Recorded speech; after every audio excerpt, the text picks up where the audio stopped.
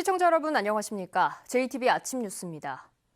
오늘은 대체로 맑다가 낮부터 차츰 구름이 많아지겠고 진안과 장수 등 동부 내륙엔 낮 한때 5mm 안팎의 비가 내리겠습니다. 아침 최저기온은 전주 18.2도, 익산 17.2도, 진안 15.6도로 어제보다 조금 높습니다. 낮 기온은 전주와 익산 25도, 장수는 23도가 예상됩니다. 낮 동안 대부분 지역에서 오존 농도가 짙겠고 자외선 지수도 높게 나타나겠습니다. 초미세먼지 농도는 오전 한때 나쁨 단계를 보일 것으로 예보됐습니다. 주말 동안 대체로 맑겠고 폭염 수준의 더위는 당분간 없을 전망입니다. 80대 치매 노인이 병원 차량에 만 하루나 방치됐다가 결국 숨졌다는 소식 지난달 전해드렸었죠. 이 요양병원 병원장이 할머니의 사망 원인을 거짓으로 기재해 자신들의 잘못을 숨기려다 덜미를 잡혔습니다. 나금동 기자입니다. 89살 최모 할머니가 요양병원 차량에서 하루 만에 발견된 건 지난달 4일 낮 2시쯤. 이 요양병원이 차량 석대로 진안에 있던 환자 33명을 옮기는 과정에서 승합차 뒤쪽에 있던 최 할머니를 빠뜨린 겁니다. 당시 전주 낮 기온은 27도에 육박한 상황. 할머니는 발견된 지 15분 만에 숨졌습니다. 안으로 모셨을 때는 몸에 땀이 젖어 있었고 호흡은 없었지만 경동맥이 잡히셨다고 그래요. 고령의 치매 노인이 하루나 방치됐고 고온에 노출된 것이 사망의 원인이었을 가능성이 높은 상황. 하지만 병원장은 검안서에 사인을 병사로 기재하고 경찰에 신고도 하지 않았습니다. 아니나 다를까 국과수 부검 결과 열사병으로 인한 사망으로 추정된다는 결론이 나왔습니다. 경찰은 병원장이 사건을 은폐하기 위해 의도적으로 사인을 허위 기재한 것으로 보고 있습니다. 차 안에 방치해갖고 죽었으니까 왜 죽었는지 어떻게 됐는지 화인을 밝힌 뒤에 떼어줘야 되는데 자기가 그냥 막 병사로 떼어버려가지고 그것이 잘못된 거지. 경찰은 업무상 과실치사와 의료법 위반, 허위진단서 작성 등의 혐의로 병원장 66살 A씨 등 2명에 대해 구속영장을 신청했습니다. 또 당시 차량을 운전했던 병원 직원 등 3명에 대해서는 업무상 과실치사 혐의로 조사하고 있습니다. JTB 뉴스 나금동입니다. 전북혁신도시로 이전한 한국농수산대학을 타 지역으로 나눠 가려는 시도가 노골화하고 있습니다. 분교 설립을 위한 용역이 추진되더니 급기야 분교 설립의 근거를 담은 법률 개정안까지 발의됐습니다. 하원호 기자입니다. 농업인재를 양성하는 한국농수산대학은 4년 전 전주로 캠퍼스를 옮겼습니다. 수업료는 물론 기숙사비까지 전액 국가가 지원하고 농업에 대한 젊은이들의 관심이 높아지면서 인기를 끌고 있습니다. 그런데 최근 자유한국당 최교일 의원이 다른 지역에 분교 설치가 가능하도록 하는 한국농수산대학 설치법 개정안을 대표 발의했습니다. 자유한국당과 바른미래당 국회의원 10명이 함께 이름을 올렸습니다. 영남권, 동부권에도 굉장히 수요가 많은데 지금은 전주에 있기 때문에 좀 멀잖아요. 영남권 학생들이 가기에는. 법안이 통과되면 전주 혁신도시의 한국농수산대학은 껍데기만 남게 될 우려가 높습니다. 한국농수산대학도 멀티캠퍼스 조성을 올해 최우선 역점 과제로 정하고 연구 용역까지 추진하고 있습니다. 학교 안팎에서 대학을 나누려는 시도가 표면화되자 전라북도도 대응책 마련에 부심하고 있습니다. 정부와 지자체가 힘을 모아서 이전한 농수산대학을 제대로 기능할 수 있겠고 활성화시킬 수 있도록 논의를 해야 될 때이지 분교 등의 다른 논의를 해야 될 여지라든지 시간이 없습니다. 전라북도는 분교 설립을 막기 위한 대응 논리를 개발해 정치권과 공조해 나갈 방침입니다. JTB 뉴스 하원호입니다. 농어촌 지역 자치단체가 나서서 수월성 교육을 조장하고 있다는 비판이 나오고 있습니다. 공부 잘하는 일부 학생들을 위해 세금으로 사실상 학원을 운영하는 건데요. 열악한 교육 환경을 고려한다 해도 자치단체가 공교육을 외면하고 사교육을 조장한다는 비판을 면하기 어렵습니다. 조창현 기자입니다. 정읍 씨가 만든 지역 으뜸인재 육성 사업 추진 계획입니다. 중학생 125명을 선발해 방학 기간에 국영수 심화 학습을 진행하는 내용입니다. 이 사업에 선발되는 학생 수는 정읍지역 전체 중학생의 4.4%에 불과합니다. 서울 유명 학원 강사를 초청해 수업을 진행할 예정이어서 사실상 자치단체가 세금으로 학원을 운영하는 것과 마찬가지입니다. 이번에 저희가 하려는 거는 잡기로 좀 공부 잘하는 애들 위주로 한번 이렇게 해보려고 진행하는 거거든요. 이제 정읍 학생들도 우수한 교육을 한번 받았으면 좋겠다. 세금을 이용해 수월성 교육을 진행하는 자치단체는 정읍시뿐만이 아닙니다. 김제시와 완주군, 순창군, 임실군 등 농어촌 자치단체 대부분이 비슷한 방법으로 시행하고 있습니다. 열악한 농어촌 지역의 교육 환경을 고려한다 해도 자치단체가 공교육을 외면하고 사교육을 조장하는 것에 대한 비판을 면하기 어렵습니다. 특히 중학교는 의무 교육이어서 세금으로 수월성 교육을 실시할 경우 평등 교육에 어긋나는 측면도 있습니다.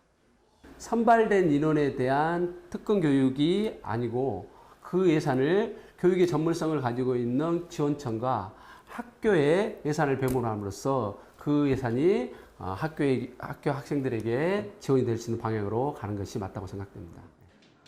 자치단체장이 소수를 지원해 성과를 쉽게 도출하고 생색도 낼 수 있는 수월성 교육에 대한 욕망을 자제하는 게 필요하다는 교육시민단체의 지적도 새겨 들어야 할 대목입니다. JTB 뉴스 조창현입니다.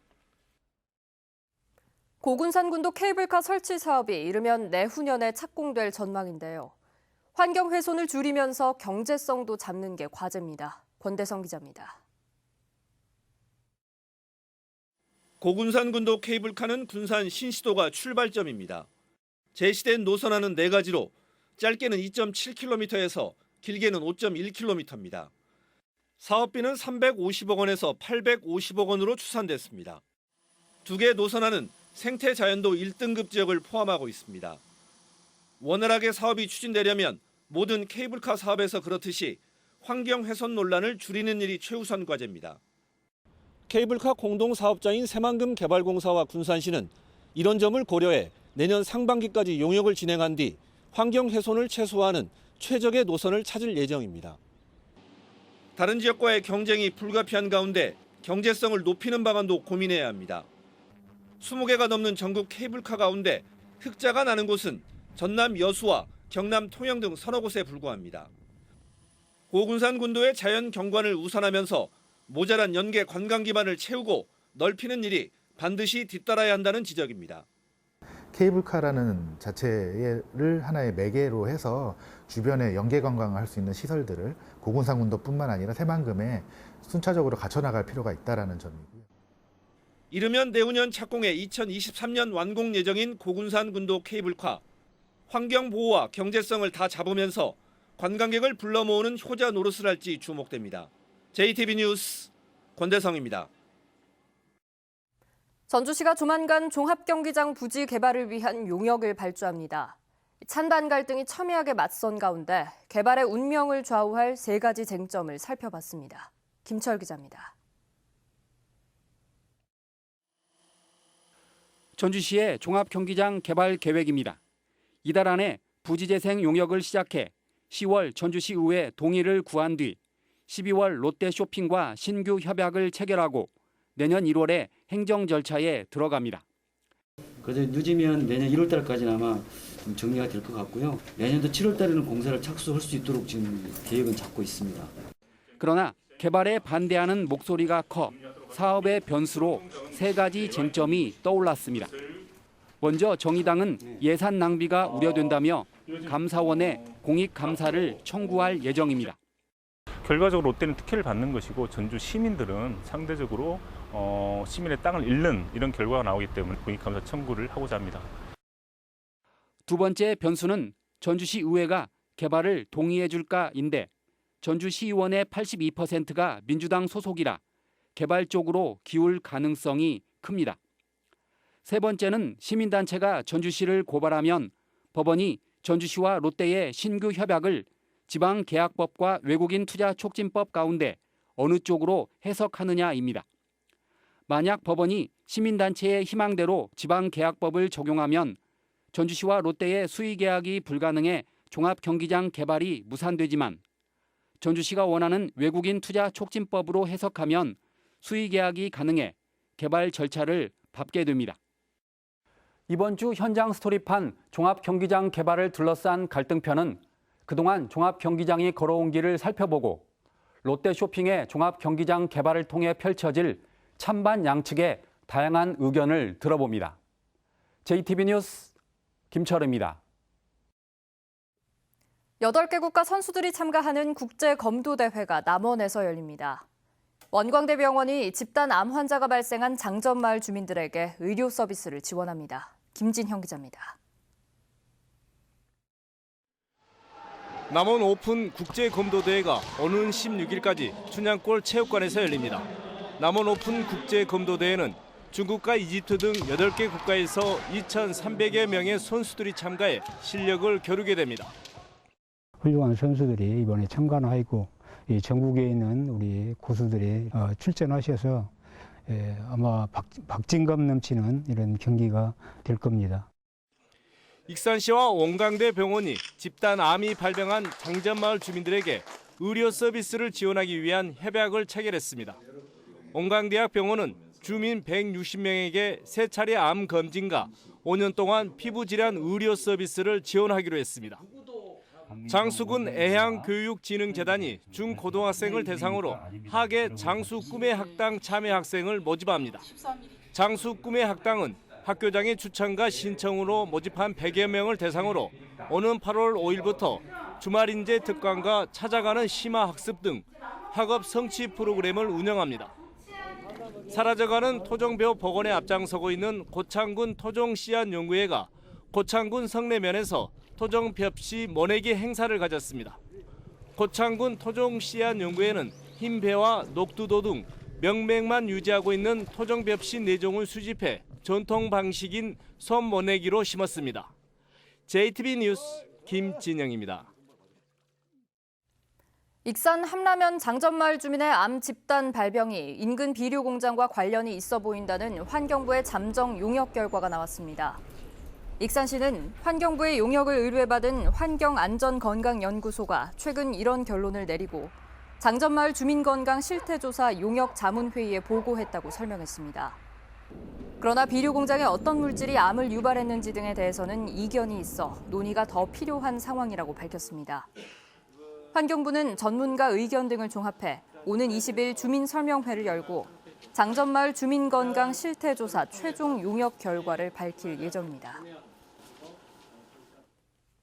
전주 장동의 에코르 아파트 주민들이 아파트 옆에 추진되는 공영 화물차고지 조성 계획을 철회할 것을 전주시에 촉구했습니다.